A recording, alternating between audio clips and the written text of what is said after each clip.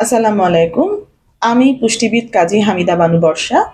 কাজ করছি core health লিমিটেডের সাথে। পবিত্র মাহে রমজানের শুভেচ্ছা জানাচ্ছি সবাইকে।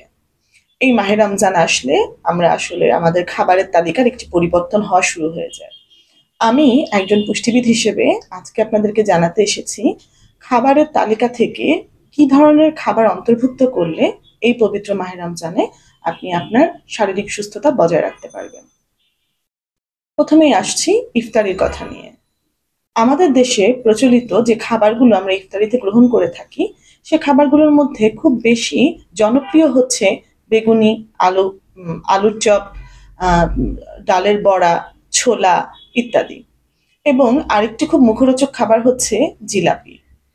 তো আমাদের বর্তমান যে প্রেক্ষাপট বা আমাদের যে ধরনের রোগে আমরা বর্তমানে আক্রান্ত হচ্ছি, এই সমস্ত যারা খাবারগুলো গ্রহণ করছেন তাদেরকে অবশ্যই এই খাবারের গুণাগুণ এবং এই খাবারের অসুবিধা সম্পর্কেও জানতে হবে।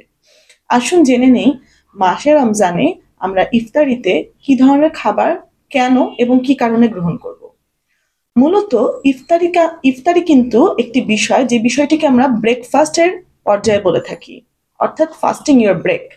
ব্রেকফাস্টের টাইমে যে বিষয়টা সবচেয়ে বেশি পরিলক্ষিত হয় সেটা হচ্ছে আপনি পর্যাপ্ত পরিমাণে কার্বোহাইড্রেট, প্রোটিন, ফ্যাট এবং ভিটামিন মিনারেলসগুলো পর্যাপ্ত পরিমাণে পাচ্ছেন কিনা। একজন সুস্থ স্বাভাবিক মানুষকেও আমরা কিন্তু সকালবেলার খাবারের তালিকাতে যে ধরনের খাবার রাখতে বলি, অর্থাৎ কিছু কার্বোহাইড্রেট, কিছু প্রোটিন, কিছু ফ্যাট, এ ধরনের খাবার যখন আমরা রাখতে বলি, ঠিক একই হিসেবে কিন্তু ইফতারির সময়ও আপনাকে এ ধরনের কিছু খাবার সংযুক্ত করতে হবে। ইফতারিতে আপনি যদি অতিরিক্ত ভাজা পোড়া খাবার খান বা তেলে ডুবানো খাবার গ্রহণ করে থাকেন, তাহলে আপনার ট্রাইগ্লিসারাইড লেভেল অর্থাৎ টিজি এবং এলডিএল এ ধরনের লিপিড প্রোফাইলগুলো বাড়তি হওয়ার একটা সম্ভাবনা থেকে যায়। তাই ইফতারির সময়ে খেয়াল রাখবেন যেন আপনি কার্বোহাইড্রেট যুক্ত খাবার, সেক্ষেত্রে আপনি রুটি রাখতে পারেন, পাস্তা, নুডলস এগুলোও কিন্তু রাখতে পারেন। পাশাপাশি আপনি রাখতে পারেন চিড়া, মুড়িও রাখতে পারেন। মুড়ির সাথে যদি ছোলাটাও রাখেন তাহলে কিন্তু ছোলাকে অতিরিক্তভাবে ভাজা না করে সেটা যেন বয়েল হয় এবং অতিরিক্ত মশলা যাতে সেখানে অ্যাড না করা হয়ে থাকে সেদিকেও একটু লক্ষ্য রাখতে হবে। আমরা কিছু ফ্রুটসেও আমাদের ইফতারিতে ইনক্লুড করে থাকি। সেই ফ্রুটসগুলোর মধ্যে সিজনাল ফ্রুটসগুলো কিন্তু সবচেয়ে বেশি আমাদের শরীরের জন্য উপকার। মূলত রমজানে আমরা যে ফ্রুটসটার প্রতি সবচেয়ে বেশি আকৃষ্ট হয়ে থাকি তা হচ্ছে খেজুর।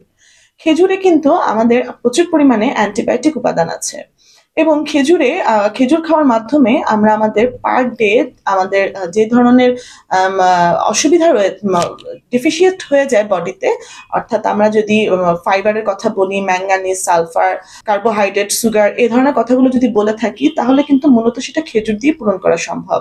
তাই ইফতারিতে আপনার খেজুরটা খুব বেশি জনপ্রিয়, পাশাপাশি সেটা কিন্তু স্বাস্থ্যের জন্য খুব বেশি উপকারী।